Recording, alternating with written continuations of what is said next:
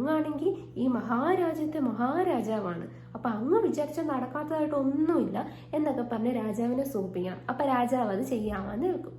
അപ്പൊ എന്താ സംഭവം എന്ന് വെച്ചാൽ, ഒന്നാമത്തത് മനുഷ്യരുടെ തലമുടിയില്ലേ, മനുഷ്യരുടെ തലമുടി വടിച്ചിട്ട് ആ മുടി കരിക്കണം.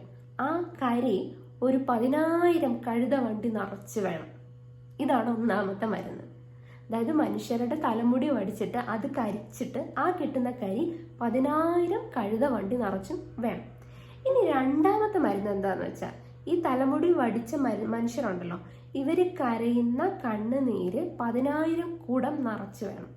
ഇതാണ് രണ്ടാമത്തെ മരുന്ന്.